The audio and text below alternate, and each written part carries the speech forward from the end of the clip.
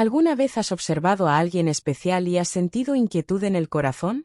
No esa dulce preocupación de quien valora lo que tiene. Hablo de esa inquietud que hace que las manos tiemblen al girar la perilla de la puerta. De ese nerviosismo que te obliga a pensar 2 veces antes de decir algo. De esa ansiedad que te despierta durante la madrugada con el pulso acelerado, esperando que los sonidos suaves a tu lado indiquen que continúa descansando. Esta sensación me acompañó por 6 años mientras ocupaba la posición más respetada pero más solitaria de nuestra comunidad, ser la esposa del pastor.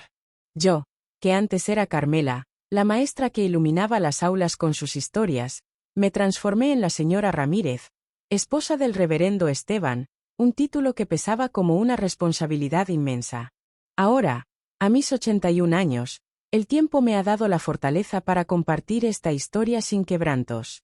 Los años tienen esa virtud. Convierten los momentos difíciles en memorias que, aunque todavía conmueven, ya no lastiman como antes.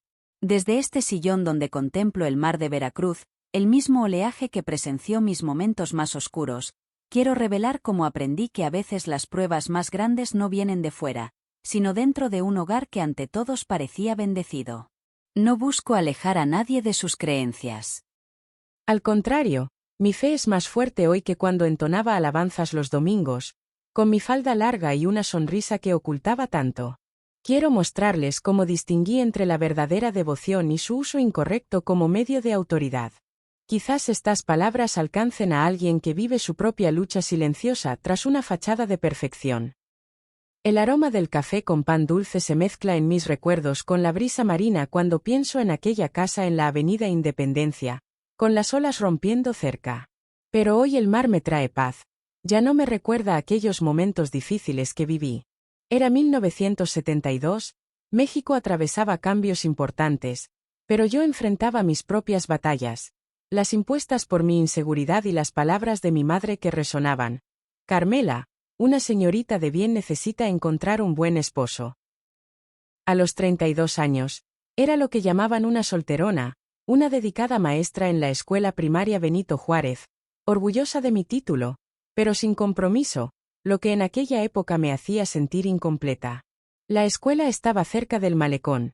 Cada mañana enseñaba a mis pequeños las letras, los números y las maravillas del conocimiento.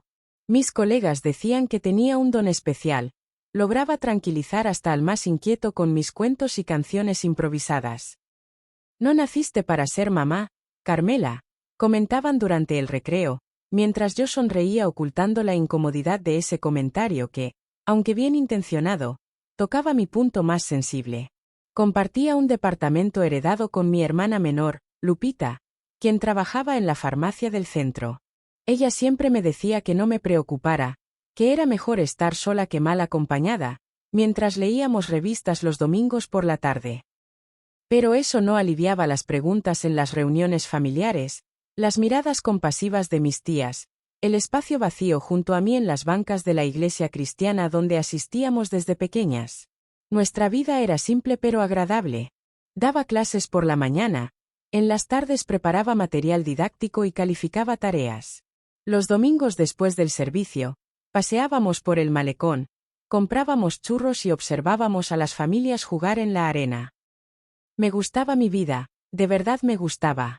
Pero existía ese vacío, esa sensación de que tal vez mis mejores años pasaban sin cumplir las expectativas, de que quizás había algo más esperando por mí. Fue entonces cuando noté un inesperado movimiento en el antiguo local comercial abandonado de la esquina. Los voluntarios, llenos de entusiasmo, traían sillas de plástico, colocaron cuidadosamente un modesto púlpito de madera tallada y desplegaron una llamativa pancarta. Iglesia Cristiana Renovada, donde los milagros son posibles. Una nueva congregación llegaba al vecindario y, con ella, un carismático pastor de voz resonante y mirada intensa que parecía comprender el alma profunda de cada persona. Esteban Ramírez tenía apenas 40 años, con entradas pronunciadas en su cabello oscuro y ondulado, y un don natural extraordinario para cautivar a la audiencia. Venía desde Guadalajara, siguiendo el sagrado llamado del Señor, como solía mencionar con convicción, para traer renovación espiritual a la hermosa costa de Veracruz. Sus palabras tenían tal efecto magnético que los asistentes se inclinaban, completamente atentos a cada frase pronunciada. Y yo, siempre tan reservada y prudente en mi vida, me encontré inexplicablemente cautivada por aquel hombre carismático que hablaba de Dios con una cercanía que me resultaba verdaderamente fascinante. La Iglesia cristiana renovada prosperó sorprendentemente rápido. Muy pronto el modesto espacio se volvió absolutamente insuficiente y tuvimos que establecer 2 horarios distintos de servicio para recibir a todos los fervorosos asistentes.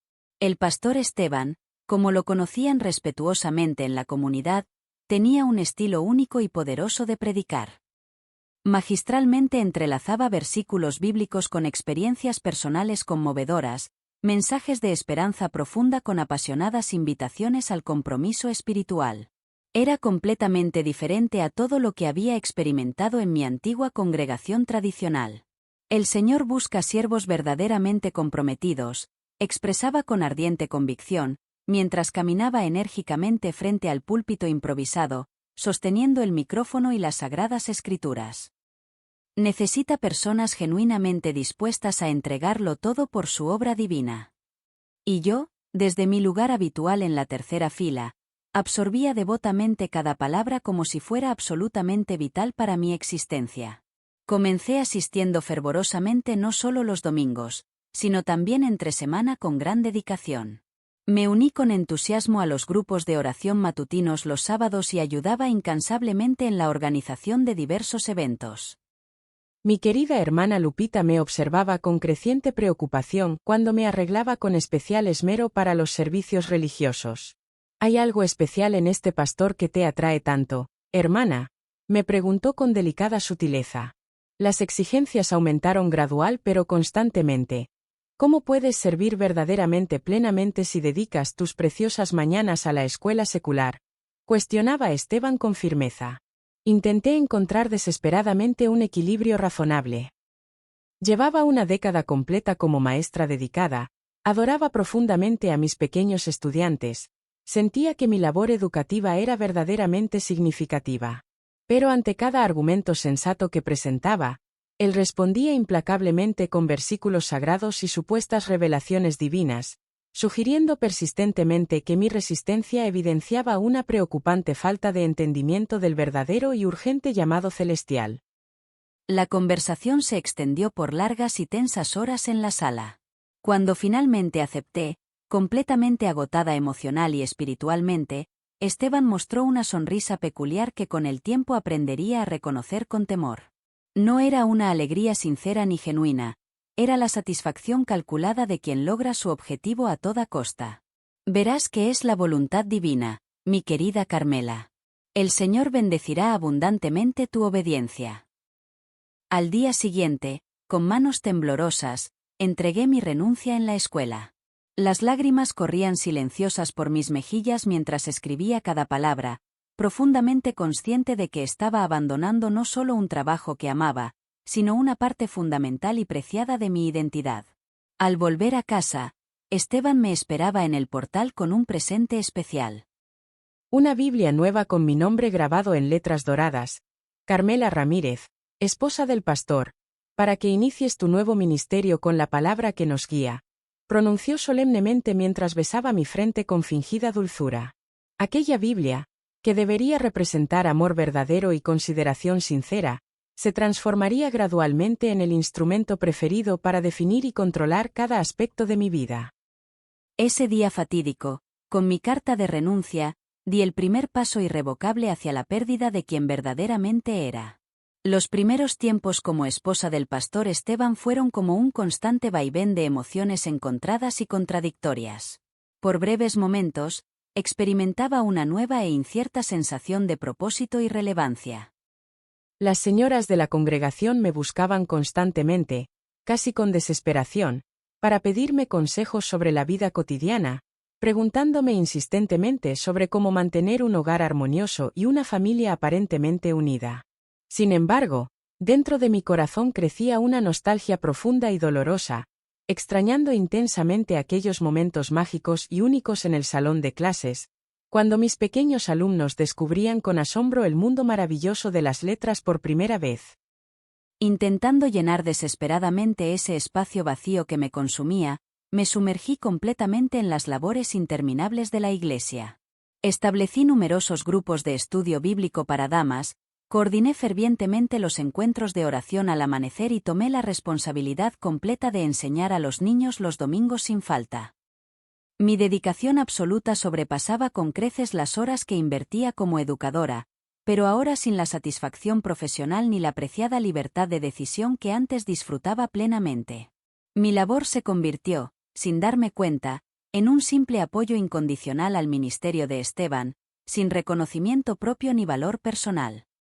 Durante las noches tranquilas y solitarias, mientras repasaba meticulosamente las lecciones para la escuela dominical o preparaba exhaustivamente material para el círculo de oración, observaba en silencio a Esteban concentrado en sus sermones interminables.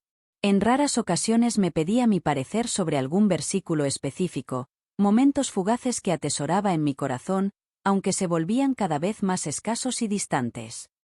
Una noche específica y memorable, poco después de cumplir 4 angustiosos meses de matrimonio, percibí un cambio sutil pero significativo en su manera de tratarme. Había elaborado cuidadosamente una reflexión sobre la historia inspiradora de Ruth para compartir con las hermanas, y busqué tímidamente su opinión. Al revisar mi escrito con detenimiento, su expresión se tornó inexplicablemente seria y amenazante. Estás resaltando demasiado la fortaleza personal de Ruth, su capacidad de elegir su propio destino. No es ese el mensaje principal ni la enseñanza correcta. Pero su decisión de acompañar a Noemí fue un acto de gran valor y coraje, comenté suavemente, intentando defender mi punto de vista. Esteban cerró las escrituras con firmeza y determinación. La verdadera enseñanza de Ruth trata sobre la obediencia absoluta, Carmela. Obediencia a Dios, a Noemí, y después a Booz, no sobre decisiones personales ni actos de valentía. Intenté responder nuevamente, pero su mirada penetrante me detuvo en seco. Ya no era la mirada cálida y amorosa del hombre que me había pedido ser su esposa, se había transformado en algo distante y autoritario. Mejor reescribo la lección completa, susurré, recogiendo mis apuntes con manos temblorosas. Es lo más apropiado. No podemos permitir interpretaciones incorrectas de la palabra sagrada, especialmente viniendo de la esposa del pastor. Esa noche el sueño tardó mucho en llegar, mientras daba vueltas inquieta en la cama. Algo fundamental y profundo había cambiado en nuestra relación matrimonial. No era simplemente una diferencia de opiniones teológicas, era un mensaje claro y contundente de que mi perspectiva, mi entendimiento, mi interpretación personal tenían menos valor que los suyos. La siguiente semana, durante la cena familiar, Esteban anunció repentinamente que había invitado a los hermanos diáconos y sus esposas a comer después del servicio dominical.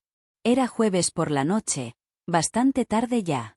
Podríamos preparar algo sencillo pero especial. Sugerí tímidamente, considerando nuestras evidentes limitaciones económicas. Tal vez una cazuela de... No, definitivamente no, Carmela, me interrumpió bruscamente. Debemos causar una excelente impresión. Son personas muy importantes para el crecimiento de la obra del Señor. Quiero que prepares ese platillo especial que probamos en casa del hermano Tomás la semana pasada. Mi corazón se encogió dolorosamente. Ese elaborado platillo consumiría fácilmente la mitad de nuestro ajustado presupuesto mensual para alimentos. Esteban, apenas alcanzaremos a cubrir los gastos básicos este mes. Su reacción inmediata me sobresaltó cuando golpeó suavemente pero con autoridad la mesa del comedor. ¿Acaso dudas de mi capacidad para administrar correctamente nuestro hogar? ¿Te atreves a cuestionar mis decisiones ministeriales? No, por favor, solo intentaba. El verdadero problema aquí es tu evidente falta de confianza en la provisión divina. Todavía no comprendes el significado profundo de la fe verdadera, Carmela. Fe genuina es confiar plenamente en que Dios proveerá, aunque no veamos el cómo ni el cuándo. ¿O acaso piensas que el Señor Todopoderoso que multiplicó milagrosamente los panes y los peces no puede proveernos para una simple comida? Utilizar las Sagradas Escrituras para señalar mis supuestas deficiencias espirituales se estaba volviendo cada vez más frecuente, Pero en ese momento seguía firmemente convencida de que la falla estaba únicamente en mí, en mi lamentable falta de fe, en mi terrenal apego a las preocupaciones materiales, en mi clara incapacidad de ver el panorama más amplio y espiritual que Esteban visualizaba con tanta claridad. El domingo siguiente preparé cuidadosamente el pozole especial para los diáconos y sus distinguidas esposas, mientras Esteban lucía radiante como el perfecto y devoto anfitrión. Mi amada esposa es verdaderamente una bendición del cielo, comentó orgullosamente al grupo, siempre está presta a servir fielmente en la obra del Señor, una verdadera compañera espiritual.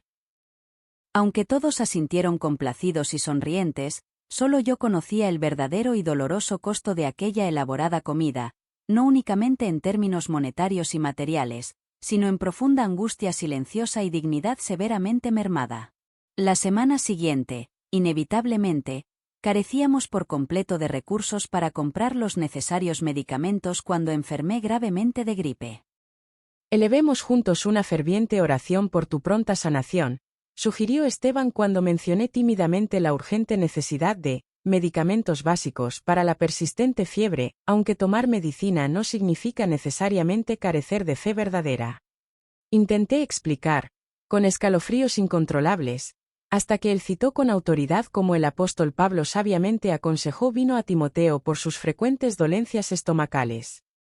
Fue precisamente entonces cuando me llamó desobediente por primera vez en nuestro matrimonio, cuando comenzó a repetir incesantemente lo que sería su frase constante y amenazadora: la obediencia siempre vale más que cualquier ofrenda material. Esa noche, entre la fiebre y la confusión, inicié un diario personal, no para documentar las alegrías de una recién casada, sino para intentar comprender los cambios en mi vida, mi matrimonio y mi fe. En solo 4 meses, me había convertido en alguien irreconocible.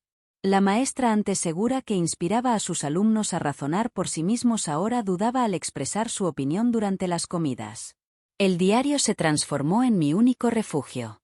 En sus páginas plasmé el desvanecimiento gradual de mi esencia, el silenciamiento progresivo de mi voz, el deterioro constante de mi valor personal.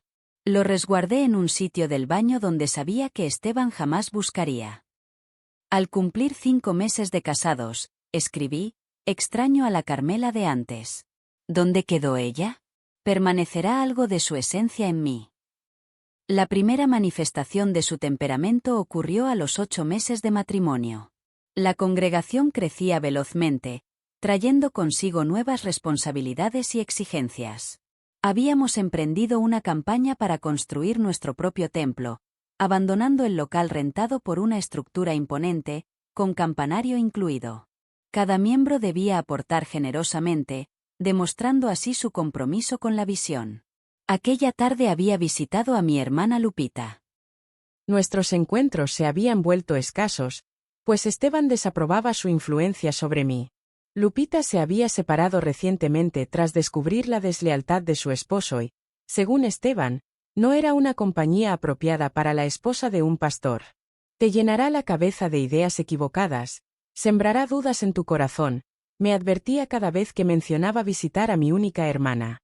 Ese día, aprovechando su reunión con pastores en Boca del Río, me escabullí por unas horas. Lupita me recibió con un abrazo sentido y mirada preocupada. ¿Por qué estás tan delgada, Carmela?, preguntó mientras preparaba café de olla. Sus ojos revelaban inquietud. ¿Qué sucede en esa iglesia?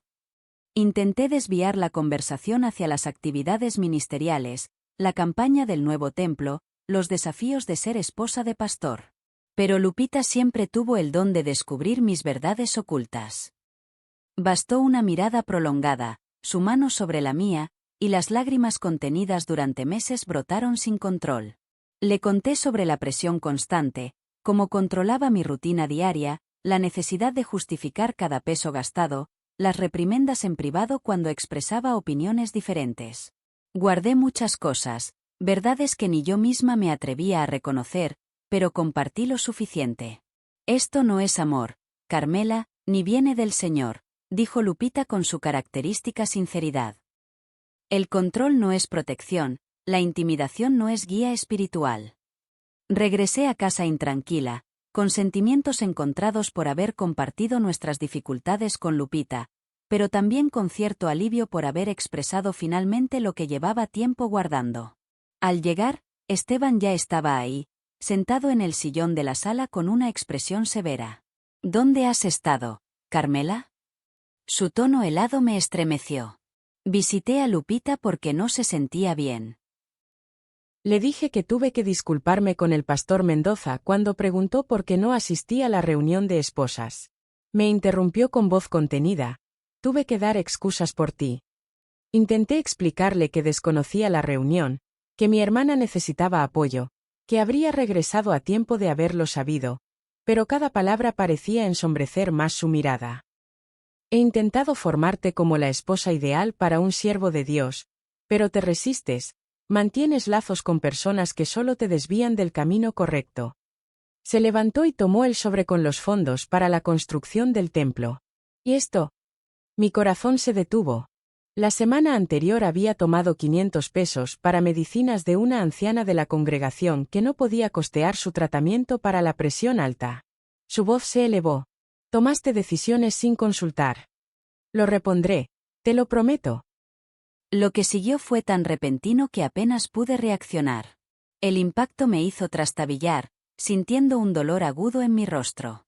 Por un momento, ambos permanecimos inmóviles, yo aturdida por lo sucedido, él quizás consciente de que había cruzado una línea sin retorno.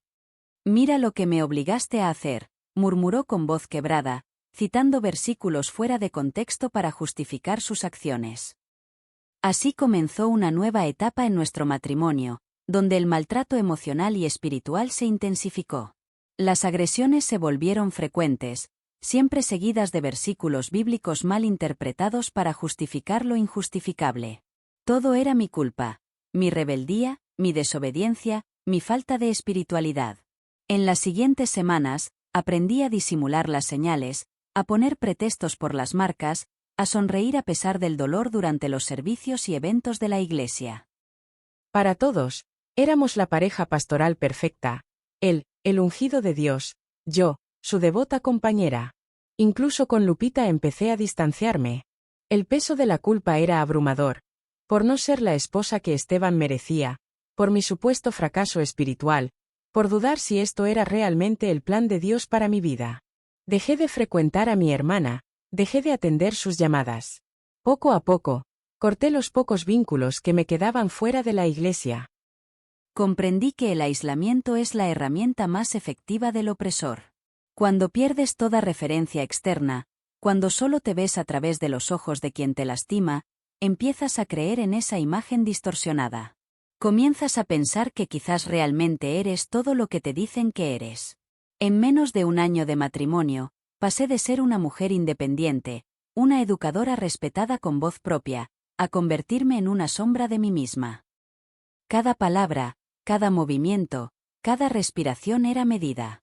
Lo más impactante no fue el primer golpe, ni las humillaciones públicas, ni siquiera perder mi trabajo. Fue la destrucción sistemática y gradual de mi identidad, tan sutilmente ejecutada en nombre de Dios, que durante mucho tiempo creí sinceramente que mi sufrimiento era una prueba de crecimiento espiritual. Bienaventurados los que sufren persecución por causa de la justicia, porque de ellos es el reino de los cielos, recitaba Esteban las noches en que me encontraba meditando en soledad en mi habitación. Lo que tardé años en comprender es que las enseñanzas de Jesús sobre las pruebas no se referían a las dificultades causadas por quienes prometieron cuidarnos, ni venían disfrazadas de afecto, y definitivamente no ocurrían dentro del hogar que debería ser nuestro santuario de paz. Los siguientes años dibujaron un lienzo de días que parecían iguales pero se tornaban cada vez más grises. Para los demás, nuestra vida era ejemplar. La congregación prosperó hasta alcanzar 200 miembros en 1974. Celebrábamos los servicios en un local más amplio en el centro de Veracruz, mientras juntábamos recursos para edificar nuestro templo propio. Esteban ganaba reconocimiento más allá de nuestra ciudad, recibiendo invitaciones para predicar en Boca del Río, Jalapa e incluso Ciudad de México. Mientras tanto, yo me desvanecía. Cumplía mis responsabilidades, sonreía cuando debía, preparaba comidas para las visitas importantes, coordinaba actividades para las hermanas de la iglesia, todo mientras mi espíritu se marchitaba. Las dificultades se volvieron parte de mi rutina, no constantes, pero lo suficientemente frecuentes para mantenerme en un estado de alerta permanente. Aprendí a reconocer las señales, cierta expresión en su rostro, una manera particular de cerrar la puerta, un tono específico en su voz. Al notarlas, intentaba apaciguar la situación volviéndome más callada, más discreta, más invisible. Mi primer paso hacia el cambio ocurrió a mediados de 1975. Llevábamos casi 3 años de matrimonio y había aceptado mi situación como algo definitivo. Fue entonces cuando conocí a Doña Socorro, una señora de unos 60 años que empezó a visitar la iglesia tras quedarse viuda. A diferencia de otras señoras mayores de la congregación, Doña Socorro tenía una luz especial en la mirada y un espíritu libre que me cautivaba. Había sido maestra universitaria antes de jubilarse, algo extraordinario para una mujer de su época.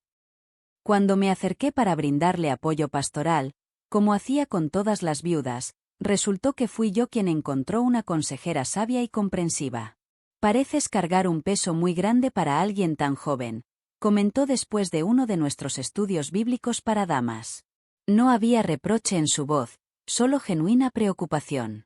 Lo negué, por supuesto, me había vuelto experta en disimular. «Son solo las responsabilidades del ministerio, Doña Socorro». Ser esposa de pastor requiere mucha dedicación. Ella sonrió con dulzura. «Sabes, Carmela, estuve casada 40 años con un hombre que me valoraba como su igual. Teníamos nuestras diferencias, dialogábamos, crecíamos juntos. Eso también es bíblico, ¿sabes? Pablo enseñó que los esposos deben amar a sus esposas como Cristo amó a la iglesia, y Cristo siempre fue bondadoso y respetuoso». Me quedé sin palabras, como si hubiera visto a través de mi cuidadosa fachada. No pude confirmar en negar, solo desvi la mirada. Pero esas palabras plantaron una semilla que germinaría con el tiempo. Doña Socorro comenzó a compartirme libros, literatura, poesía, estudios bíblicos diferentes a los que circulaban en nuestra denominación. Los leía en privado, durante los viajes ministeriales de Esteban que eran cada vez más frecuentes. Cada página era como una ventana a un mundo que había olvidado, donde los pensamientos fluían libremente, donde las mujeres tenían voz y dignidad más allá de la sumisión. En uno de estos libros encontré subrayado un versículo que transformó algo esencial en mí.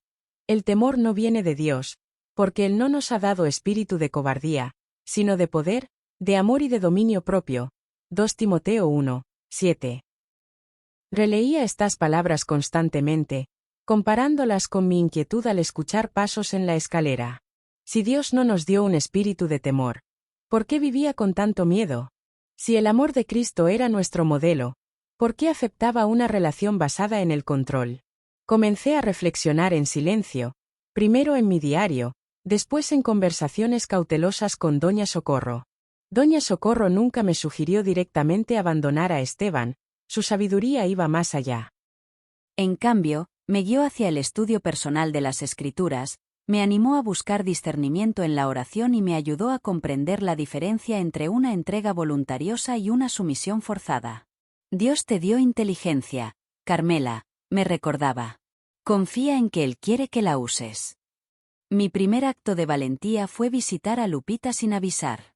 Mi hermana había intentado comunicarse conmigo en varias ocasiones, pero siempre encontraba pretextos para evitarla. Sin embargo, aquel día de octubre de 1975, impulsada por una determinación que desconocía en mí, tomé un camión a Boca del Río mientras Esteban asistía a una reunión con otros líderes religiosos. Al abrir la puerta, Lupita apenas me reconoció. «Virgen Santísima, Carmela, ¿qué te ha pasado?». Solo entonces, al contemplar mi reflejo en el espejo de su sala, comprendí cuánto había cambiado. Mi figura se había vuelto frágil, mi tez estaba descolorida, con marcadas sombras bajo los ojos y una mirada que revelaba constante inquietud. Mi cabello, que antes lucía radiante, ahora carecía de brillo y vitalidad. Me derrumbé en los brazos de mi hermana, dejando fluir lágrimas contenidas durante años. No pude revelarle todo. La pena era demasiado profunda, pero compartí lo suficiente para que entendiera mi situación. Tienes que salir de ahí, Carmela, exclamó Lupita, sosteniendo mis manos con firmeza. Vente a vivir conmigo, podemos empezar de nuevo, como antes. La propuesta me resultaba tanto esperanzadora como intimidante. Alejarme de Esteban significaba no solo terminar mi matrimonio, sino abandonar todo mi entorno de los últimos 4 años. La iglesia se había convertido en mi vida. Mis relaciones, mi identidad y mi día a día giraban en torno a ella. También estaba el aspecto religioso. En nuestra congregación, la separación era considerada inaceptable. Me señalarían como la esposa que abandonó a un siervo de Dios, que desertó de su llamado, que no cumplió con su propósito. No puedo hacerlo ahora, Lu, respondí finalmente. Necesito entender qué quiere Dios para mí en estos momentos. Regresé a casa antes que Esteban, pero algo había despertado en mi interior. Ese encuentro creó una pequeña grieta en la muralla de soledad que me rodeaba, y por ella comenzó a filtrarse un rayo de esperanza, tenue pero persistente. En las semanas siguientes, comencé a reconectar con mi esencia. Retomé la lectura como hábito, no solo de los libros que doña Socorro me prestaba, sino también de periódicos y revistas. Esteban rara vez los traía a casa, argumentando que contenían influencias mundanas, pero empecé a adquirirlos durante mis compras, leyéndolos discretamente antes de deshacerme de ellos.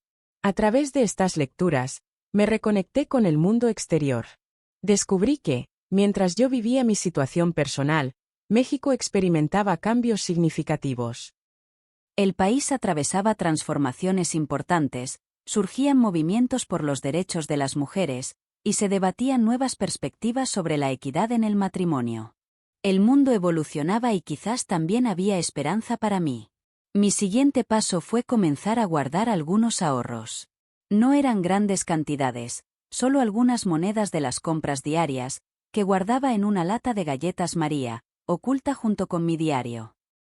Aunque no tenía un plan definido para ese dinero, el simple hecho de tener recursos propios me brindaba una sensación de posibilidad que había olvidado. Estas pequeñas acciones de independencia me ayudaron a recuperar una fortaleza interior que creía perdida. Si bien mi situación externa permanecía igual, algo comenzó a renacer dentro de mí, una voz interior que me susurraba: mereces una vida mejor. Esto no es el plan que Dios tiene para ti. Fue durante este periodo que comencé a soñar de nuevo. No eran las angustias nocturnas que me habían acompañado por tanto tiempo, sino sueños llenos de esperanza y posibilidades. En cada uno de ellos, volvía a ser Carmela, aquella maestra alegre que existió antes de convertirse en la esposa del reverendo Esteban.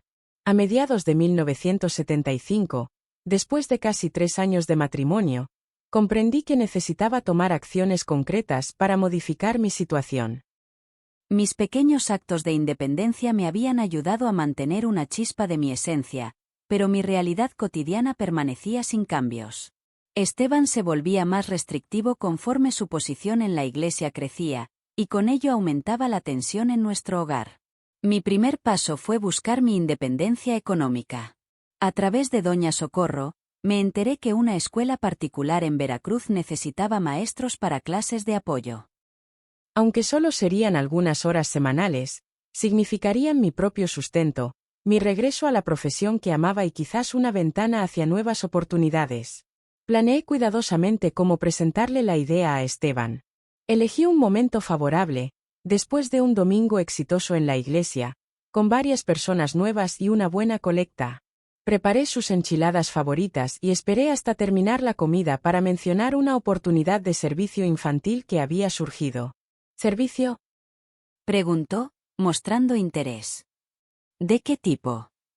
Unas horas de apoyo para niños con dificultades de aprendizaje, respondí, manteniendo la calma a pesar de mi nerviosismo. Sería como una extensión de la escuela dominical, pero ayudando a pequeños que necesitan atención especial. Omití mencionar que sería un trabajo remunerado o que la escuela era secular. Lo presenté como una obra social, algo que daría prestigio al ministerio pastoral. Fue una estrategia sutil. Había aprendido estas tácticas observando. La ironía de la situación no se me escapaba. Su primera reacción fue sorprendentemente favorable. Le agradaba que participara en actividades que pudiera mencionar en sus sermones como ejemplos de servicio comunitario. Acordamos que tendría una entrevista inicial para conocer los detalles. El director quedó complacido con mi experiencia previa y me ofreció 6 horas semanales para comenzar. Cuando regresé a casa y le conté a Esteban sobre el horario y, eventualmente, el sueldo, vi cómo su semblante se transformaba. Así que no es servicio, es trabajo, dijo, su rostro ensombreciéndose como el cielo antes de una tormenta. El reverendo Esteban se mostraba satisfecho al ver su visión ministerial realizándose. Para mí, sin embargo, la situación era compleja. Por un lado, nos mudaríamos de la casa rentada a un espacio más amplio. Por otro, estaría más apartada que nunca, viviendo prácticamente dentro del templo, bajo la constante observación de los miembros más devotos que asistían diariamente. En aquellos días, la salud de doña Socorro empezaba a mostrar señales preocupantes. A sus 68 años, los médicos le detectaron una afección del corazón que poco a poco iba mermando sus fuerzas. Comencé a visitarla con más regularidad, siempre con la aprobación de Esteban, quien veía estas visitas como parte de mi labor pastoral con los adultos mayores, algo que mencionaba en sus prédicas como muestra del compromiso de su familia con la congregación. Durante una de mis visitas, encontré a doña Socorro especialmente decaída, sentada en su mecedora preferida, cubierta con un rebozo a pesar del caluroso febrero veracruzano. Tomó mi mano con cierta urgencia. Carmela, he estado reflexionando mucho sobre ti. El tiempo se me acorta y hay algo que necesito compartirte. Intenté calmar sus preocupaciones, asegurándole que los medicamentos estaban funcionando, pero ella negó suavemente con la cabeza. Escúchame bien. Reconozco en tu mirada lo mismo que vi en los ojos de mi madre. Por muchos años, ella vivió junto a alguien que la hacía sentir pequeña cada día, usando las escrituras como instrumento de control. ¿Y sabes qué sucedió? Partió muy joven, a los 45 años, su espíritu se apagó mucho antes que su cuerpo. Me quedé callada, sin poder contradecir lo que ella había percibido con tanta claridad. ¿Tienes alternativas, Carmela? Puedes continuar pensando que tu situación actual es designio divino, que tus dificultades son una prueba de fe, o puedes darte cuenta de que estás en una situación que puedes cambiar. No es sencillo, susurré, mientras mis ojos se humedecían. La congregación, los hermanos, mis promesas ante Dios. El Señor no desea que te lastimes por un matrimonio, respondió con dulzura pero firmeza. El mensaje de Jesús es de amor y respeto mutuo. Las Escrituras hablan de que los esposos deben amar como Cristo amó a su Iglesia, con entrega y sacrificio, no con imposición. Era una perspectiva nueva para mí, diferente a lo que había escuchado en la Iglesia Cristiana Renovada, donde solo se enfatizaba la obediencia, dejando de lado las responsabilidades de los esposos. ¿Qué puedo hacer?, pregunté, sintiendo una mezcla de temor y alivio al expresar en voz alta mi necesidad de cambio. Lo primero es dejar la culpa atrás. Después, prepararte en todos los aspectos, material, emocional y espiritual. Cuando llegue el momento adecuado, lo sabrás. En ese instante, una idea comenzó a germinar en mi mente. Todavía no era un plan concreto, solo el inicio de una posibilidad. Doña Socorro, ¿cree que podría retomar mis estudios? Una sonrisa iluminó su rostro cansado. Justamente pensando en eso te guardé algo. Señaló hacia un cajón de su mesa. Abrelo. Encontré un sobre con una solicitud para un curso nocturno. Las clases empiezan en marzo, 3 veces por semana. Pensé que te gustaría completar tus estudios de preparatoria, abrir nuevos horizontes. Me quedé sin palabras. Era como si hubiera leído mis anhelos más profundos, el deseo de estudiar nuevamente, de crecer profesionalmente, de recuperar mi capacidad intelectual, que sentía adormecida tras años sin ejercerla. Guardé el formulario entre las páginas de mi Biblia, el único lugar donde Esteban nunca buscaría. Los días siguientes los dediqué a planear cuidadosamente. Esta vez sería diferente. En lugar de pedir permiso directamente o actuar a escondidas, desarrollé una propuesta que Esteban podría aceptar. La Iglesia necesitaba una persona capacitada para dirigir un proyecto educativo para niños de escasos recursos, un centro comunitario que fortalecería la presencia social de la congregación. Como esposa del pastor, yo sería la candidata ideal, pero requeriría preparación adicional. El curso nocturno sería el primer paso. Presenté la idea no como un deseo personal, sino como una visión ministerial, utilizando el mismo vocabulario que él empleaba al proponer nuevos proyectos. Hablé sobre el impacto en la comunidad, la influencia positiva, y cómo otras iglesias cristianas estaban creciendo a través de proyectos educativos similares. Para mi asombro y tranquilidad, Esteban no descartó la propuesta inmediatamente. La edificación del templo consumía gran parte de sus energías, y la idea de ampliar el ministerio hacia el área educativa le resultó atractiva, sobre todo porque otras iglesias cristianas en crecimiento estaban implementando proyectos similares. Podría ser una estrategia interesante, comentó pensativo. Pero 3 noches por semana, ¿quién atenderá tus responsabilidades aquí? Ya había anticipado esta pregunta. Organizaré todo previamente y pensé que sería una oportunidad para que Sor Neusa desarrolle más experiencia en el liderazgo femenino.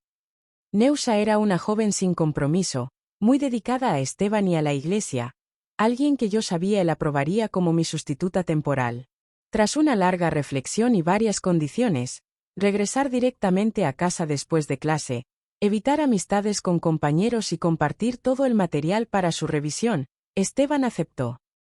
En marzo de 1977, con 37 años, volví a las aulas. Ese pequeño respiro de libertad era invaluable. Durante 3 noches a la semana, por 4 horas, era simplemente Carmela, no la esposa del pastor, no la ayudante silenciosa, solo una estudiante deseosa de aprender. Redescubrí la dicha del conocimiento, de intercambiar ideas, de ejercitar mi mente más allá de memorizar versículos y coordinar eventos religiosos. El curso me conectó con personas de diversos orígenes.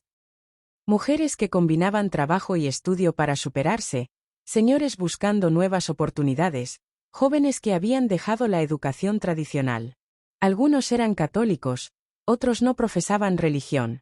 Era un mundo variado que había olvidado existía durante mi tiempo en el ambiente evangélico. Cumplí las condiciones establecidas por Esteban, volvía directamente a casa, limitaba mi interacción social y le mostraba mis apuntes, pero algo había cambiado profundamente en mi interior. Cada nuevo aprendizaje, cada concepto adquirido, cada debate en clase fortalecía no solo mi intelecto, sino también mi resolución de buscar un cambio en mi vida. En una clase de Historia de México, la maestra mencionó las recientes modificaciones en las leyes familiares.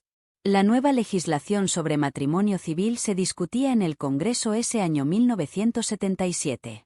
Fue como un despertar en mi conciencia. Existían alternativas legales, aunque fueran mal vistas en nuestra congregación. Se abría una posibilidad que antes ni me atrevía a considerar. Esa noche, al regresar, encontré a Esteban muy alterado.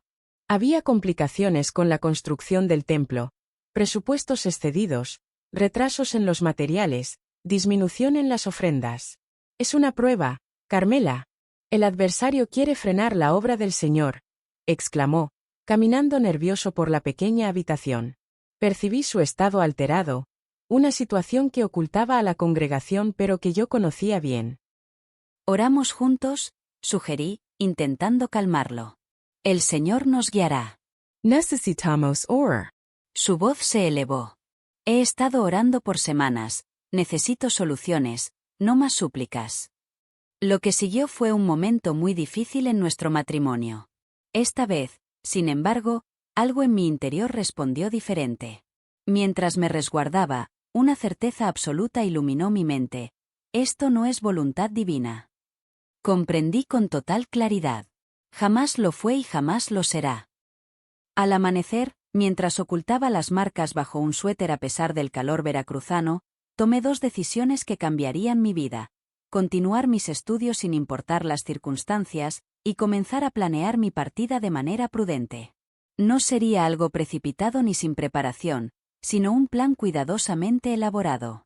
Los ahorros que había guardado peso por peso durante años ahora tendrían un propósito definido. Cada nueva lección, cada aprendizaje, cada capacidad recuperada me acercaba más a mi independencia. Sabía que tomaría tiempo y paciencia, pero por primera vez en años sentía una luz de esperanza. No era una ilusión vaga de que todo mejoraría por sí solo, sino la certeza de que encontraría una salida a esta situación tan difícil. Las sabias palabras de Doña Socorro resonaban cuando el temor me invadía. Vives en una jaula cuya puerta está abierta. Empezaba a comprender su significado. Lo que me ataba era una mezcla de circunstancias reales y creencias sobre mi valor personal, mi destino y lo que consideraba que Dios esperaba de mí. Poco a poco, fui examinando cada una de estas ataduras para ver cuáles podía soltar. Los últimos meses de 1977 y el inicio de 1978 fueron de transformación silenciosa. Mientras Esteban se consumía entre la construcción del templo, las preocupaciones económicas, los retrasos en la obra y las exigencias de los miembros prominentes de la congregación, yo progresaba en mis estudios y en mi discreto plan de independencia. El curso complementario resultó ser una bendición inesperada, no solo por la educación formal, sino por los vínculos que fui creando. Entre mis maestros estaba el profesor Rafael Mendoza, un hombre de 50 años que impartía literatura y español. Un día, tras entregar un ensayo sobre Sor Juana Inés de la Cruz, me detuvo después de clase. «Carmela, tu análisis del poema es extraordinario», exclamó, devolviéndome mi trabajo con una calificación perfecta. «¿Estudiaste literatura?» «Era maestra de primaria», respondí, mezclando orgullo y nostalgia en mi voz. «¿Y qué te impide volver a serlo?» Esa pregunta tan simple me acompañó por días. ¿Qué me detenía realmente? Esteban, sí, pero ¿hasta cuándo permitiría que él dirigiera mi destino? En las semanas posteriores, el profesor Rafael se convirtió en un aliado discreto. Al notar mi interés por retomar la docencia, comenzó a compartirme información sobre oportunidades en escuelas públicas, opciones en colegios particulares, e incluso programas de becas para continuar estudiando, todo de manera sutil y respetando mi privacidad. En casa, la situación se volvía más tensa. El nuevo templo, aunque inconcluso, ya albergaba los servicios religiosos. Vivíamos en el apartamento pastoral del segundo piso, un espacio más amplio que nuestra casa anterior, pero que para mí se sentía como un encierro más profundo. Con miembros de la congregación presentes a toda hora, apenas tenía momentos de soledad fuera de mis noches de estudio. Esteban, aunque complacido por el crecimiento de la iglesia, mostraba cambios preocupantes en su conducta. La presión por las deudas de la construcción era inmensa, y las promesas grandiosas que había hecho ahora le pesaban.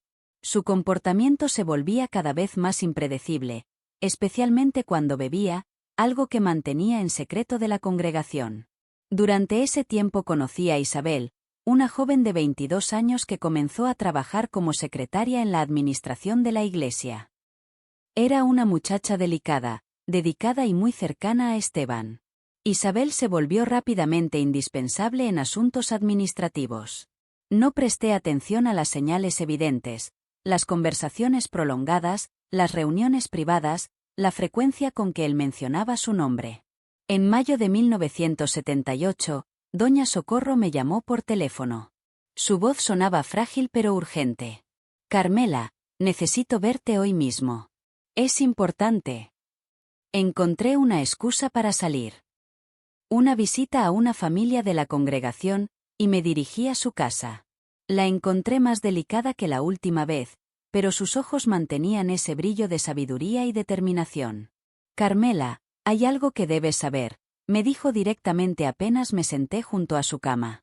«Mi sobrina Rosa trabaja como enfermera en el hospital regional. La semana pasada, Isabel estuvo ahí para una consulta». Me tomó un momento comprender la situación. Cuando lo entendí, sentí que el mundo se detenía. Esperaba un bebé. Doña Socorro lo confirmó con pesar. Rosa la había reconocido de la iglesia.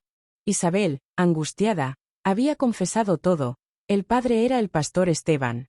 A pesar de todo lo vivido, Esta revelación me sacudió profundamente.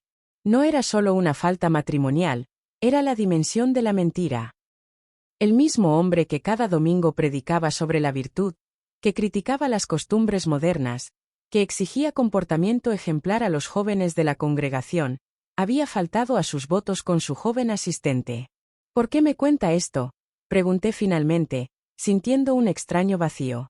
Porque mereces conocer la verdad y quizás sea la señal que esperabas. Ese día volví a casa con una serenidad inexplicable. No sentí enojo ni rencor, solo una claridad absoluta. Los últimos lazos que me ataban a Esteban se habían desvanecido. Si aún dudaba sobre la decisión de partir, esas dudas se disiparon por completo. En las semanas siguientes aceleré mis planes. Los ahorros acumulados durante años no eran abundantes, pero me permitirían subsistir algunas semanas hasta encontrar trabajo. Siguiendo el consejo del profesor Rafael, actualicé mi currículum y comencé a enviarlo discretamente a escuelas de la región. Al mismo tiempo, intensifiqué la comunicación con mi hermana Lupita. Se había mudado a un departamento más amplio en Boca del Río y me reiteró que podía quedarme con ella el tiempo necesario. Mi casa es tu casa, Carmela, me aseguró. Mientras tanto, observaba a Isabel y a Esteban con nueva perspectiva. Ahora las señales eran evidentes, la cercanía disimulada, las miradas discretas, el rubor en su rostro cuando él se acercaba. Sentí compasión por ella, tan joven y claramente influenciada por un hombre que había perfeccionado el arte de usar su autoridad espiritual para fines personales. La atmósfera en casa se volvió asfixiante. Esteban, quizás percibiendo un cambio en mi actitud, alternaba entre momentos de dureza y afecto, una estrategia que recordaba de nuestros primeros años juntos. Un día mostraba severidad. Al siguiente llegaba con flores hablando de renovar nuestro compromiso ante Dios. Respondí con aparente docilidad, esperando el momento oportuno. Había aprendido a interpretar sus estados de ánimo, a anticipar sus reacciones, a manejar cuidadosamente las situaciones delicadas. Fue un periodo agotador pero necesario. Mientras finalizaba mis preparativos, en junio ocurrió lo que esperaba. Me ofrecieron cubrir una licencia de maternidad en una escuela pública de Boca del Río. No era una posición definitiva, pero representaba el inicio, el retorno a la vocación que tanto amaba. Planeé mi partida para un martes específico. Esteban estaría en Ciudad de México para una reunión con otros pastores, una reunión mensual que siempre duraba todo el día. Isabel estaría ocupada organizando un evento de la iglesia durante el fin de semana. El templo estaría prácticamente vacío. La noche anterior, mientras Esteban dormía, escribí una carta explicando mi decisión. Fui sincera sobre nuestras diferencias, sobre la vida que había llevado estos años, sobre nuestras distintas visiones del matrimonio y el ministerio, sobre mi necesidad de comenzar una nueva vida. No busco justificarme, escribí al final. Solo pido que respeten mi decisión como definitiva. No deseo causar daño, solo busco paz y un nuevo comienzo. La mañana de aquel martes 27 de junio de 1978 desperté antes que el sol. Observé por última vez a Esteban, el hombre que había sido mi esposo, mi pastor, mi custodio durante casi 6 años. Sentí una mezcla de emociones que aún hoy, tantos años después, me cuesta expresar. No era rencor ni afecto, quizás era solo un profundo agotamiento, un anticipo del alivio por dejar atrás aquella carga. Esteban partió hacia Ciudad de México a las 7:30, sin imaginar que esa rutinaria despedida sería la última. Apenas su auto abandonó el estacionamiento de la iglesia, comencé a recoger mis pertenencias, solo lo indispensable, lo que cabía en 2 maletas pequeñas: ropa, algunos libros, mi diario, recuerdos de mi vida anterior. Dejé todo lo que él me había obsequiado: alhajas, presentes, objetos que guardaban memorias que prefería no conservar. Coloqué la carta sobre nuestra cama, junto con mi anillo matrimonial, y respiré profundamente para reunir valor. Descendí por última vez las escaleras del apartamento pastoral, atravesé el templo silencioso y salí. Hacia la calle, hacia el mundo, hacia la vida, hacia la libertad. Mientras aguardaba en la parada del autobús que me llevaría a la terminal, desde donde partiría a casa de Lupita, Contemplé el majestuoso templo de la iglesia cristiana renovada. El sol matutino iluminaba la cruz en lo alto de la torre, haciéndola resplandecer contra el cielo azul de junio. Una cruz que debería representar salvación y esperanza, pero que para mí se había transformado en un símbolo de atadura. ¿Dónde estabas, Señor?, susurré, mientras las lágrimas rodaban por mis mejillas. ¿En verdad nunca estuviste? Llegó el autobús, y con él, la sensación abrumadora de tomar finalmente las riendas de mi destino. A los 38 años, estaba comenzando de nuevo.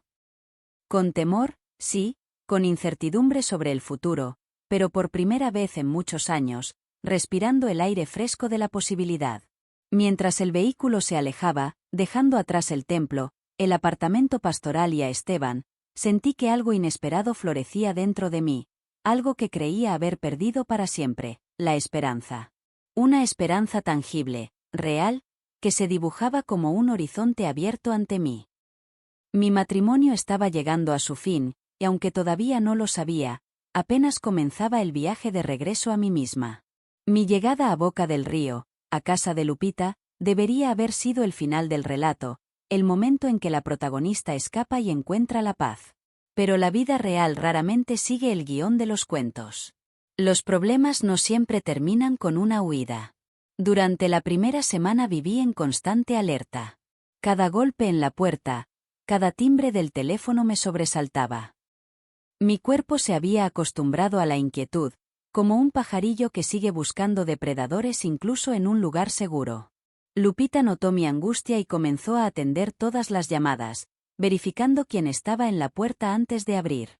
No te encontrará, Carmela, y si lo hace, no permitiré que te lleve, no mientras yo viva, aseguró mi hermana, con una firmeza que me conmovió y tranquilizó. Me confirmaron el puesto de maestra suplente y me entregué a la enseñanza como si fuera mi salvación. Regresar al salón de clases, después de tanto tiempo alejada, fue como volver a casa. Al principio todo parecía extraño, pero poco a poco recuperé la confianza. Los pequeños, con su inocencia y entusiasmo, fueron la mejor medicina para sanar mi espíritu inquieto. Sin embargo, cuando comenzaba a sentirme segura, ocurrió algo inesperado. Una tarde de agosto, al salir de la escuela, divisé la camioneta de Esteban estacionada cerca del edificio de Lupita. Mi corazón dio un vuelco y por instinto me oculté tras un puesto de periódicos, observando cautelosamente. Ahí estaba él, conversando con el vigilante, seguramente mostrándole mi fotografía, preguntando por mi paradero. Corrí hacia una cafetería cercana y llamé a Lupita para advertirle. Ella actuó con rapidez, indicándole al vigilante que negara conocerme, que nadie con mi descripción vivía en el edificio. Permanecí en la cafetería durante horas, sintiendo escalofríos a pesar del calor, hasta que Lupita me confirmó que se había marchado. No se dará por vencido, Carmela, me advirtió con preocupación. Esto apenas comienza. Y tenía razón. En los días posteriores, se presentó en la escuela donde trabajaba y logró hablar con el director antes de que pudieran avisarme.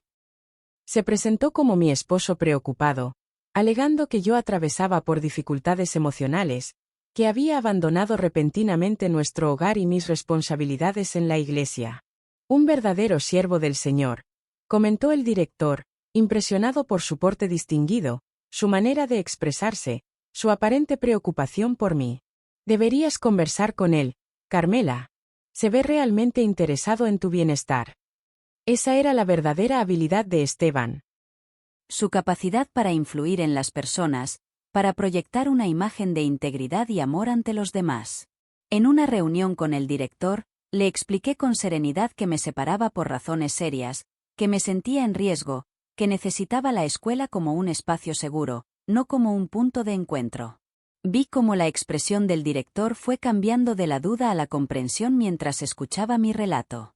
Finalmente, asintió con seriedad. Comprendo, no te preocupes. No permitiremos que te moleste aquí. Este es un centro educativo, no un lugar para resolver asuntos personales. Pero aquello fue solo el inicio de una compleja situación. Esteban comenzó a enviar a miembros de la congregación a buscarme, siempre los más bondadosos, aquellos que sinceramente creían estar ayudando a una hermana descarriada a regresar al camino correcto. Llegaban con pasajes bíblicos, con palabras emotivas, con advertencias sobre las consecuencias espirituales de mi decisión. El Señor no ve con buenos ojos la separación, hermana, decían con mirada compasiva y voz suave. El adversario está usando tu dolor para alejarte del camino correcto. Lo que más me afectaba no era la insistencia, sino darme cuenta de cómo la congregación, que había sido mi familia por tantos años, había sido condicionada para ver mi liberación como una caída espiritual, como si buscar mi bienestar fuera más grave que permanecer en una situación dañina. En septiembre recibí noticias del abogado que doña Socorro me ayudó a contactar. La nueva ley de divorcio aprobada a finales de 1977 me permitía iniciar el proceso de separación legal. No sería sencillo, especialmente sin el consentimiento de Esteban, pero era posible. Por primera vez tenía un recurso concreto, la ley me respaldaba, no solo mi determinación.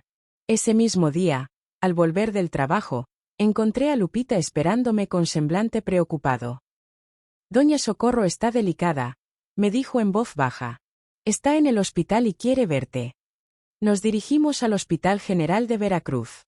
Encontré a mi querida mentora y amiga en una habitación privada, más débil que nunca, pero con ese brillo especial en su mirada que reflejaba su fortaleza interior. Cuando tomé su delicada mano entre las mías, me sonrió. Lo lograste, Carmela, susurró con voz apenas audible. Saliste adelante gracias a ti, respondí, con lágrimas en los ojos. Nunca hubiera encontrado la fuerza sin tu apoyo. Ella movió suavemente la cabeza en señal de negación. La fortaleza siempre estuvo en tu interior. Simplemente te ayudé a descubrirlo. Se detuvo por un momento, cada palabra requería un esfuerzo visible. Ahora debes seguir adelante. No se dará por vencido tan fácilmente. Personas como Esteban no aceptan perder el control, especialmente cuando ven a alguien como si fuera de su pertenencia.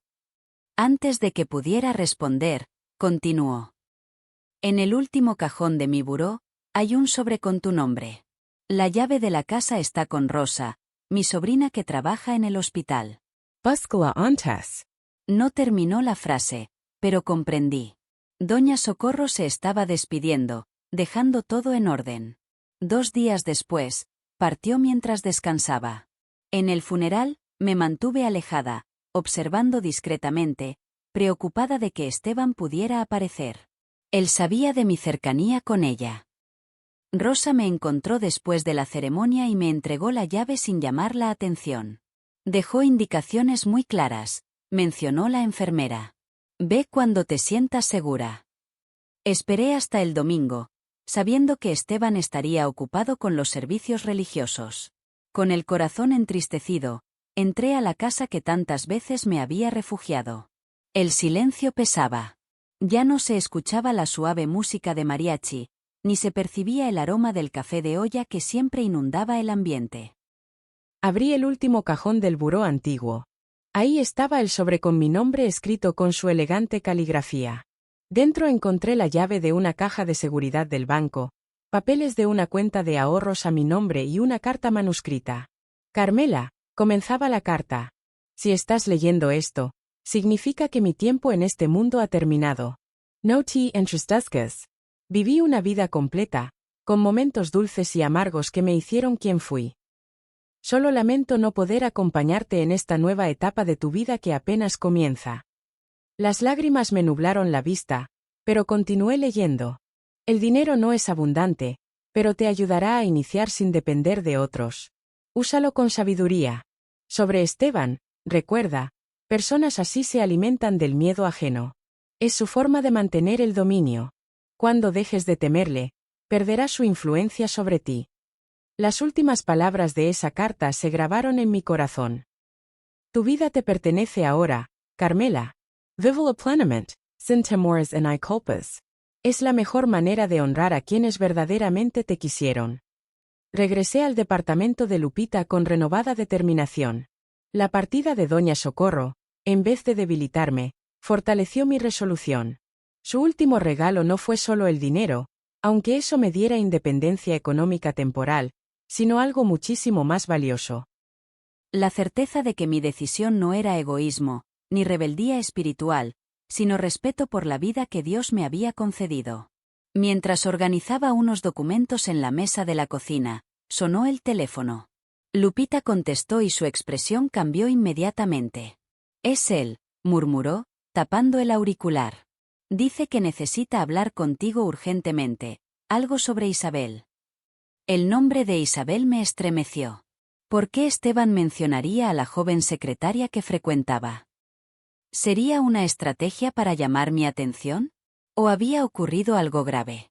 Tomé el teléfono de manos de Lupita, quien me miraba preocupada. «Sí», respondí con tono distante, intentando controlar el temblor de mi voz. «Carmela», la voz de Esteban sonaba diferente. No tenía ese tono de autoridad pastoral, ni ese matiz de arrepentimiento que había usado en intentos anteriores de contactarme. Había algo casi sincero.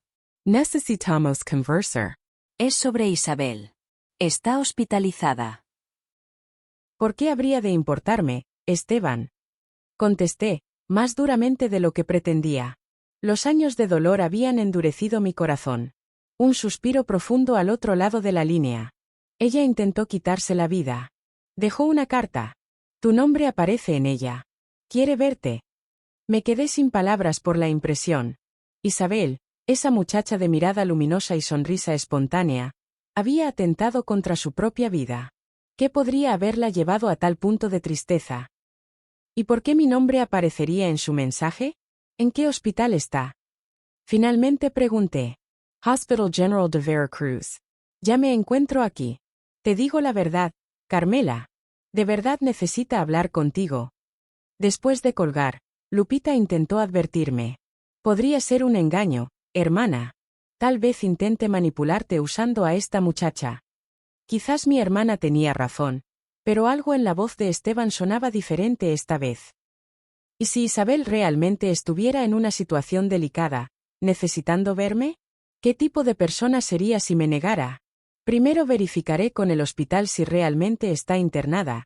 Decidí, buscando ser prudente. La confirmación llegó. Isabel Morales, 23 años, ingresada la noche anterior por una situación delicada, estado estable. La enfermera no dio más información, pero fue suficiente para confirmar lo que Esteban decía.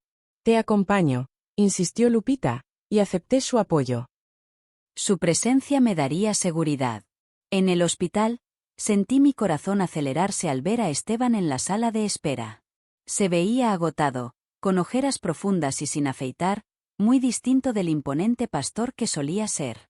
Cuando nos vio, se levantó pero mantuvo su distancia, como percibiendo mi desconfianza. Los doctores solo permiten una visita breve, informó con voz cansada. Está tranquila pero consciente. Te espero aquí, dijo Lupita, apretando mi mano para darme ánimo. Seguí a la enfermera por los silenciosos pasillos mientras mi inquietud aumentaba. ¿Qué querría decirme Isabel? ¿Qué revelación sería tan importante como para mencionarme en ese momento tan delicado? Entre los aparatos médicos y el suero. Parecía tan joven y vulnerable en aquella cama de hospital, sus ojos se abrieron al verme acercarme, con un débil gesto de reconocimiento en su rostro pálido. Carmela, susurró, con voz apenas perceptible. ¿Vino usted? Aquí estoy, Isabel, respondí suavemente, acercando una silla. Esteban me dijo que querías verme. Cerró los ojos un momento, como reuniendo valor. Necesito que sepa la verdad, necesito que alguien conozca lo que pasó. ¿Qué verdad, Isabel? Sus ojos se humedecieron. No fue algo pasajero, no fue solo un error como él dice en la iglesia. Llevamos tiempo viéndonos. Me prometió que dejaría todo, que formalizaríamos nuestra relación. Su voz se quebró. Esperaba un bebé suyo. Me convenció de que no era el momento, que Dios entendería. Cada palabra era dolorosa, no por descubrir su engaño, que ya conocía, sino por ver la verdadera naturaleza de Esteban y el daño que causaba a quienes lo rodeaban. Pensé que podría sobrellevarlo, continuó Isabel, respirando con dificultad. Creí que mi cariño sería suficiente para aceptarlo todo, pero luego entendí la verdad sobre usted, sobre mí. Habló con voz débil. La semana pasada, después de su partida, comenzó a esparcir rumores. Le dijo a la congregación que usted tenía dificultades emocionales, que abandonó el hogar en un momento de confusión. Algunos líderes sugirieron buscarle ayuda profesional, otros hablaron de influencias negativas. Sentí un malestar profundo. Era el tipo de manipulación que Esteban dominaba: dañar reputaciones, cambiar historias, transformar a las víctimas en culpables. En ese momento comprendí que nunca cumpliría lo prometido. Si podía hacerle esto a su esposa de tantos años, ¿qué me esperaría a mí cuando se cansara? Quise alejarme de todo. Se molestó mucho, amenazó con expulsarme de la iglesia, dijo que nadie creería mi versión. Su mano delicada buscó la mía. Me sentía atrapada, sin poder imaginar una vida lejos de todo. La iglesia, la congregación, los años dedicados a construir esta vida. Pero mantener las apariencias se volvía cada vez más difícil. Sus ojos se humedecieron mientras susurraba: necesito compartir esto con alguien que pueda entender. Estoy aquí contigo, Isabel, le aseguré, sosteniendo su mano con gentileza. ¿Cómo encontraste el valor, Carmela? ¿Cómo pudiste dar ese paso? La pregunta me conmovió. ¿Cómo explicarle a esta joven el despertar gradual, los años de dolor silencioso, el apoyo invaluable de personas como Doña Socorro? Poco a poco, respondí con dulzura. Primero viene aceptar que merecemos algo mejor, después buscar apoyo, aunque parezca imposible. Isabel cerró los ojos, procesando mis palabras. Tiene tanta influencia, murmuró. En la congregación, nadie querrá escucharnos. No necesitamos convencer a todos, le dije mientras una idea tomaba forma. Solo necesitamos mantenernos firmes en nuestra verdad. Nos quedamos en silencio unos momentos. La enfermera entró indicando que el tiempo de visita había terminado. Isabel apretó mi mano una última vez. Gracias por venir. Temía que me guardaras rencor. No hay rencor, Isabel. Ambas fuimos engañadas por la misma persona. Al salir, una certeza creció en mi corazón. No podía quedarme callada sabiendo que Esteban seguiría lastimando a otras mujeres, usando la fe como escudo y la iglesia como refugio. Ya no se trataba solo de mí, sino de Isabel y de todas las que podrían seguir después si nadie hacía algo. En el pasillo encontré a Esteban esperando, inquieto. Por primera vez lo vi sin temor, sin la admiración que había exigido durante tantos años. Solo vi a un hombre común, inseguro, que necesitaba controlar a otros para sentirse importante. ¿Qué te contó?, preguntó, intentando usar ese tono de autoridad que yo conocía tan bien. La verdad, Esteban. Me contó la verdad. El rostro se le transformó. Vi la preocupación en sus ojos, el miedo de que su cuidadosa fachada comenzara a desmoronarse. Carmela, debes entender las presiones que enfrenta un líder espiritual. Levanté la mano para interrumpirlo, algo que jamás me habría atrevido a hacer antes.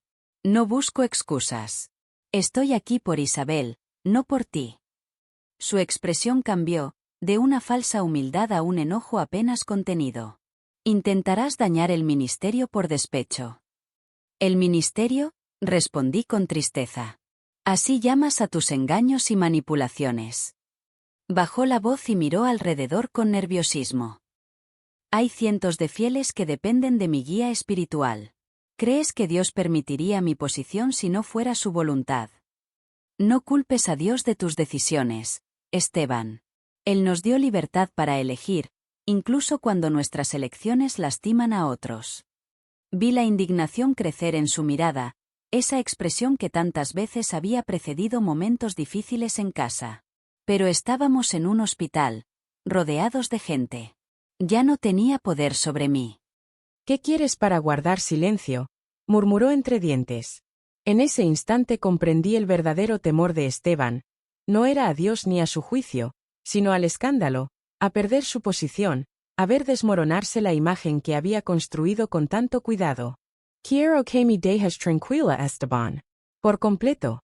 Sin más visitas sorpresa, sin enviar a miembros de la iglesia a buscarme, sin inventar historias sobre mi estado emocional. Y necesito el divorcio, sin complicaciones ni retrasos. Me observó en silencio, considerando cada palabra. ¿Y qué hay de Isabel?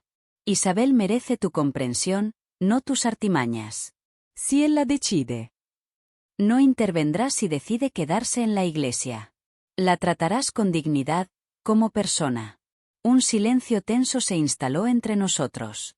Pude ver el conflicto en su mirada, su orgullo lastimado contra su instinto de preservación. Y si te niegas, hablaré con el Consejo Regional de la Iglesia sobre todo lo que sé.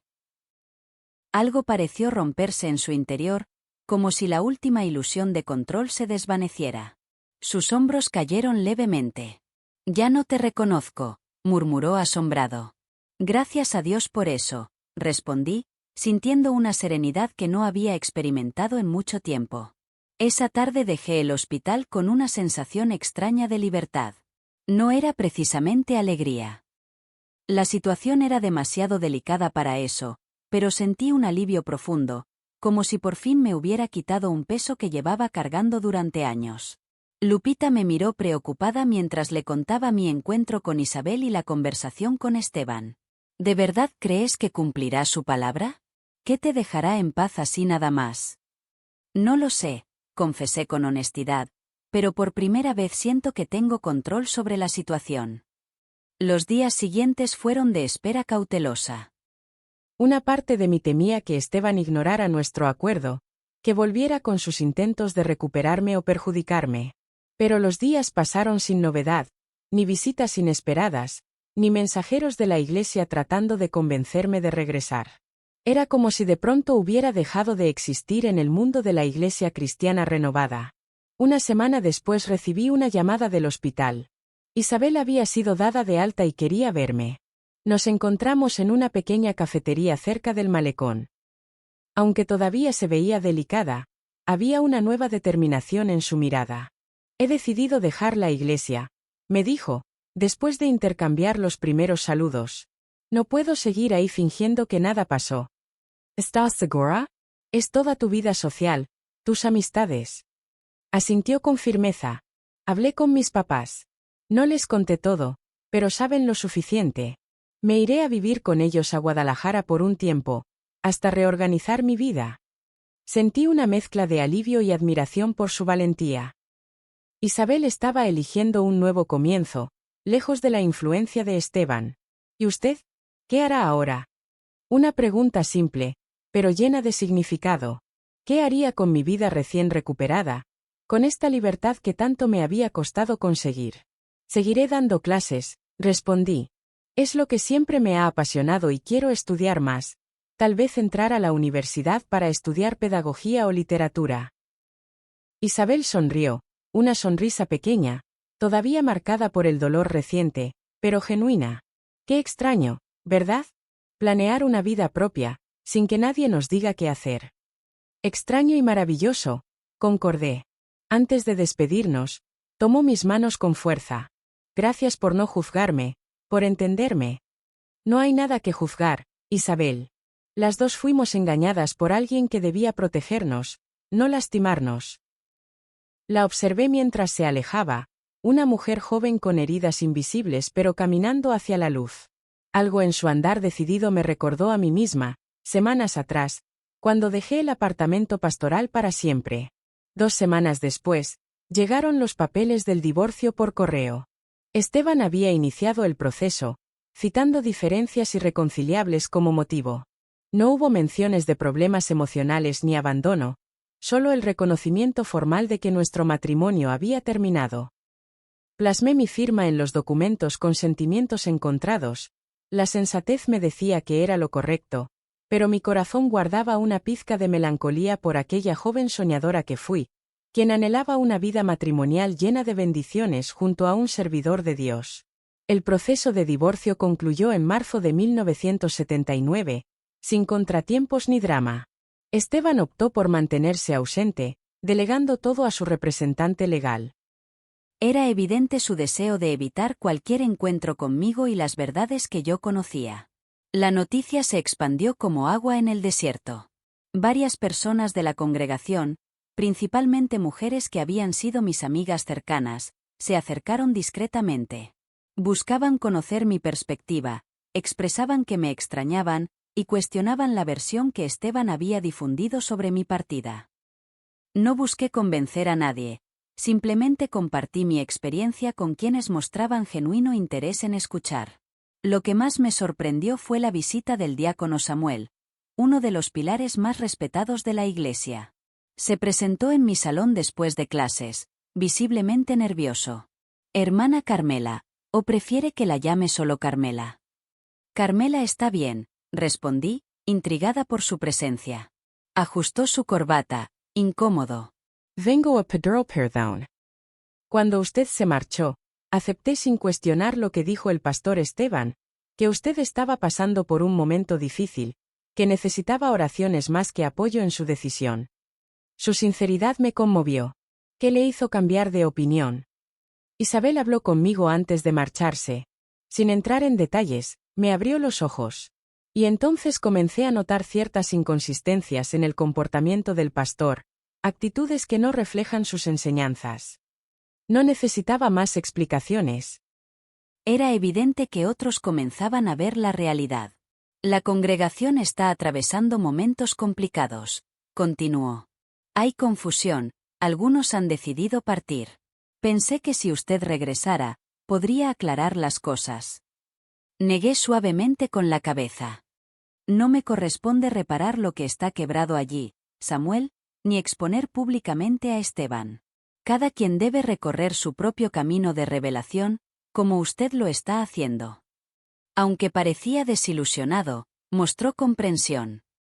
Entiendo. Solo quería que supiera que no todos la juzgan.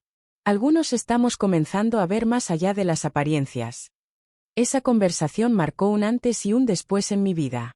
Comprendí que no necesitaba una vindicación pública ni que todos reconocieran los errores cometidos. La verdad tiene su propia fuerza y su momento. Se revelaría gradualmente a quienes estuvieran dispuestos a recibirla. Ese mismo mes, utilizando parte de la herencia que me dejó doña Socorro, me inscribí en la licenciatura de Pedagogía en la Universidad Veracruzana. Con 39 años, era notablemente mayor que mis compañeros, pero eso no me intimidaba. Cada clase representaba un paso hacia mi reconstrucción personal. Cada nuevo aprendizaje era una pieza que completaba el rompecabezas de mi identidad. Durante este periodo, también comencé a replantearme mi relación con la fe. No deseaba abandonar mi creencia en Dios. Había sido mi fortaleza en los momentos más oscuros, pero necesitaba encontrar una manera de distinguir entre la fe auténtica y las manipulaciones que había experimentado, para reconectarme con un Dios de amor, no de temor y control. Visité diversas iglesias de diferentes denominaciones. En ocasiones, me retiraba a mitad del servicio, abrumada por recuerdos que ciertas palabras o gestos despertaban. Otras veces permanecía hasta el final, absorbiendo lo que resonaba positivamente en mi interior y dejando ir lo que ya no me servía. Finalmente, encontré una pequeña comunidad ecuménica que se reunía los domingos en un centro comunitario del puerto. No existían jerarquías rígidas ni dogmas inflexibles, solo personas genuinamente comprometidas con vivir los principios de amor y compasión enseñados por Jesús. Allí, paso a paso, redescubrí el significado de tener fe sin miedo, de creer sin renunciar a mi capacidad de razonar, de pertenecer sin perder mi esencia.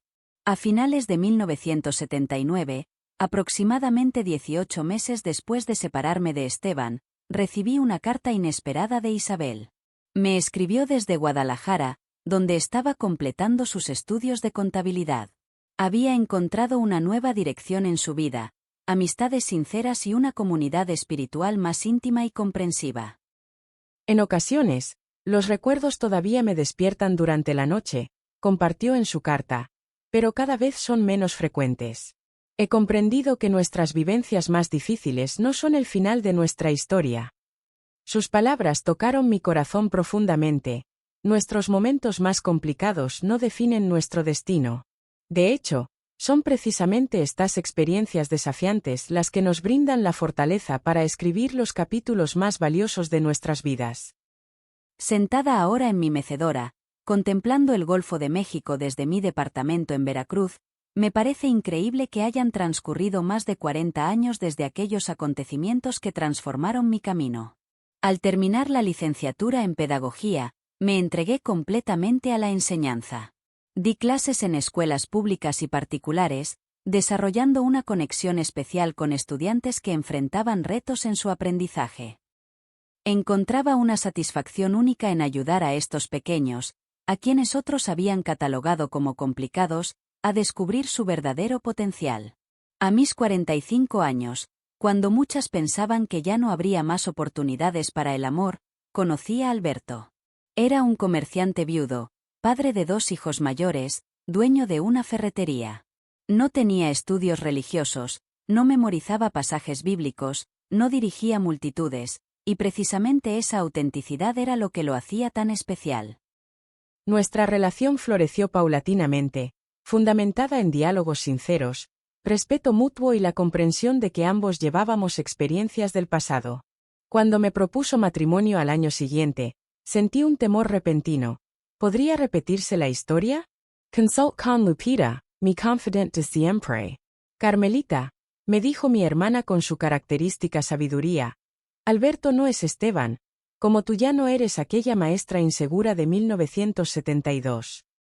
Toda relación tiene sus riesgos, pero ahora tienes algo invaluable, la capacidad de distinguir lo auténtico. Nos casamos en una ceremonia sencilla, rodeados de nuestros seres queridos más cercanos. No hubo discursos elaborados sobre roles tradicionales ni promesas grandilocuentes, solo 2 personas maduras comprometiéndose a compartir la vida, apoyarse mutuamente y respetar la individualidad del otro. Para mi asombro, a los 47 años descubrí que estaba esperando un bebé, algo que los médicos consideraban poco probable dada mi edad y ciertos aspectos de salud.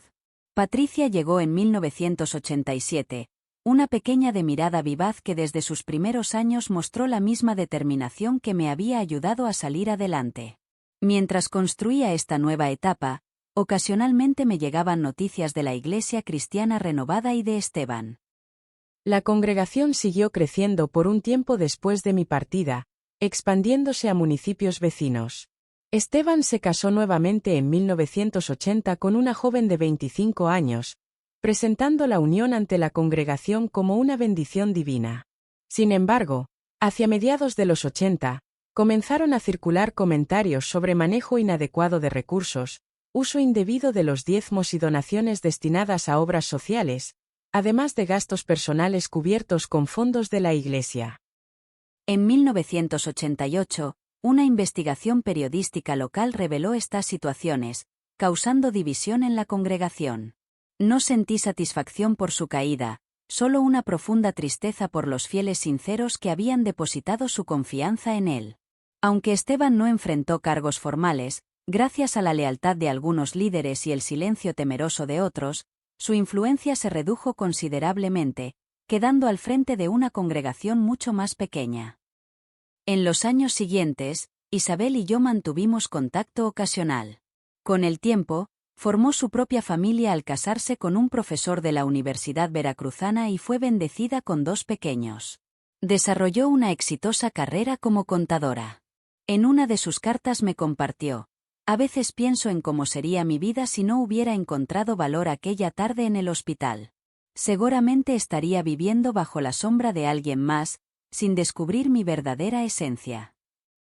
En mi caso, aprendí que encontrar la libertad interior es un camino continuo.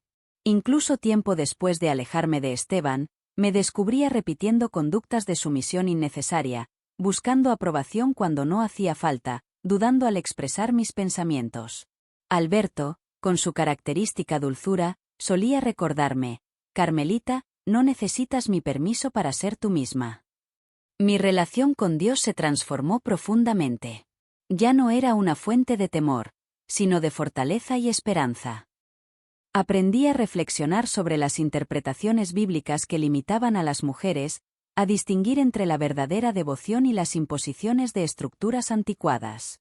Encontré una espiritualidad que celebraba mi ser completo, sin exigir que renunciara a mi identidad. Patricia creció viendo este ejemplo, una madre que valoraba tanto la fe como el pensamiento propio, que respetaba la tradición sin dejar de crecer como persona.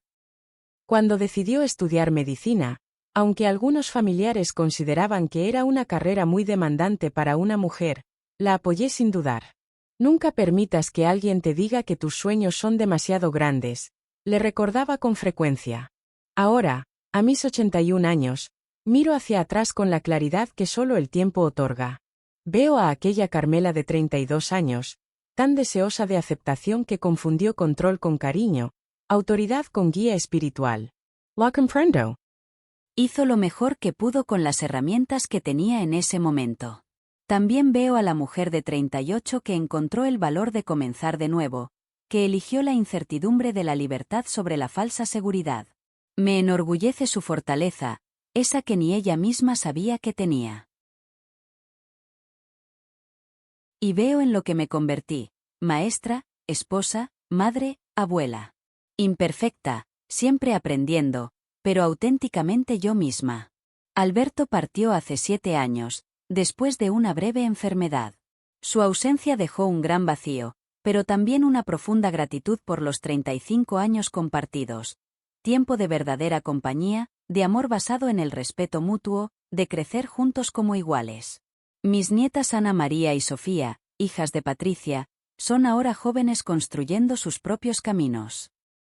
Ana María, la mayor, me preguntó durante una comida familiar: «Abuela, ¿te arrepientes de tu primer matrimonio, de aquellos momentos difíciles?». La pregunta me sorprendió, pero respondí con la sinceridad que aprendí a valorar.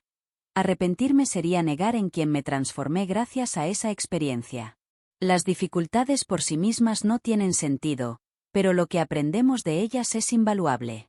Cada marca en nuestra vida cuenta una historia no solo de dolor, sino también de sanación. En mis caminatas matutinas por la playa de Veracruz, suelo detenerme a contemplar el Golfo de México. Su naturaleza, a la vez constante y cambiante, siempre me ha maravillado. Las mismas aguas que pueden ser tempestuosas en días de norte, traen calma en días serenos, como la vida misma. Como la fe, como el amor. Siento que es importante compartir historias como la mía, no para generar desconfianza hacia los guías espirituales, pues muchos son personas íntegras y dedicadas, sino para recordar que la verdadera espiritualidad siempre nos hace crecer en libertad. El Dios que encontré después de tanto tiempo, es uno que celebra nuestra esencia, nuestra voz y nuestra dignidad como personas. En mi labor voluntaria con mujeres que han pasado por momentos difíciles en sus relaciones, después de jubilarme como maestra, veo en sus miradas el mismo temor que yo sentía. La preocupación de estar haciendo algo incorrecto al buscar su bienestar, de estar faltando a sus compromisos, de estar decepcionando a Dios por defender su integridad. Les repito siempre, la voluntad divina para tu vida incluye tu bienestar y plenitud. Ninguna creencia que promueva lastimarte viene del Creador que nos dio vida. Algunas de estas mujeres vienen de diferentes entornos, unas con creencias religiosas, otras no. Cada quien sigue su propio camino espiritual, y eso está bien. Lo que todas comparten es la necesidad de reconocer su valor como personas, después de años creyendo lo contrario. Mi nieta Sofía, estudiante de psicología, me preguntó hace poco: «Abuelita, ¿cómo recuperaste tu confianza después de todo?». Me tomé mi tiempo para responderle. No fue algo que sucedió de repente, le expliqué. Fue un proceso de pequeños pasos diarios: aprender a expresar mis opiniones sin pedir permiso, reconocer mis talentos sin minimizarlos, y verme al espejo como una persona completa, no como un complemento de alguien más. Hubo días difíciles, claro, momentos en que las dudas regresaban. Pero poco a poco aprendí a ver esos pensamientos como ecos del pasado, no como verdades del presente. Con el tiempo, he conocido a muchas mujeres en situaciones similares, esposas de líderes religiosos, misioneras, coordinadoras de grupos que perdieron su identidad en sistemas que las limitaban. Algunas apenas comienzan a buscar su libertad, otras ya están reconstruyendo sus vidas. Cuando me preguntan cómo saber si es el momento adecuado para hacer un cambio, mi respuesta es simple: cuando el anhelo de libertad es más fuerte que el miedo, es hora de escuchar tu corazón. Dios siempre apoya nuestro crecimiento y bienestar. El aroma del mar del Golfo llega cada mañana a mi ventana en Veracruz, trayendo ahora recuerdos de superación. Cuando veo el amanecer pintando el cielo de colores cálidos, siento una gratitud inmensa. Agradezco estar aquí, haber encontrado mi camino, haber continuado mi historia más allá de aquellos momentos oscuros. Hoy comprendo que vivir nuestra fe verdaderamente no significa callar ante las dificultades, sino tener el valor de buscar una vida plena. La abundancia que nos promete nuestra fe no se trata de cosas materiales o posición social, sino de vivir con autenticidad, propósito y relaciones sinceras. Si pudiera compartir un mensaje con quienes se sienten atrapados en situaciones que limitan su espíritu, sería este: la fe verdadera es más grande que cualquier regla que nos quiera encerrar. La espiritualidad auténtica nos hace crecer como personas, nos eleva y nos fortalece, nunca nos disminuye. En mi diario, que guardo junto a mi cama en el puerto de Veracruz, escribí hace poco algo que resume lo aprendido en mis 81 años. El verdadero dolor no está en los castigos que nos hacen temer, sino en renunciar día a día a nuestra esencia por complacer a otros, olvidando que fuimos creados para ser libres y plenos. La verdadera felicidad no reside en una promesa distante del mañana. Florece aquí mismo, cuando aprendemos a vivir con autenticidad, a respirar con libertad y a compartir el amor sin reservas. Mi travesía es como las olas del Golfo, con sus altas y bajas, sus momentos de calma y tempestad, un viaje de transformación donde encontré mi propia esencia. Comparto estas vivencias con la esperanza de que iluminen el sendero de quienes aún transitan por momentos difíciles, como aquellos que yo también conocí. Agradezco profundamente al mar veracruzano que ha sido testigo silencioso de mi metamorfosis, a la fe genuina que descubrí más allá de las interpretaciones limitantes, y a esa fortaleza interior que siempre estuvo ahí, esperando ser descubierta. El camino sigue desenvolviéndose, y cada amanecer nos brinda la oportunidad de elegir la autenticidad, la paz y el amor que nos hace crecer. Los momentos complicados junto a aquella congregación fueron solo un capítulo en mi historia. Me enseñaron a valorar la dicha de las pequeñas bendiciones diarias, la serenidad del espíritu y el regalo divino de ser simplemente yo misma.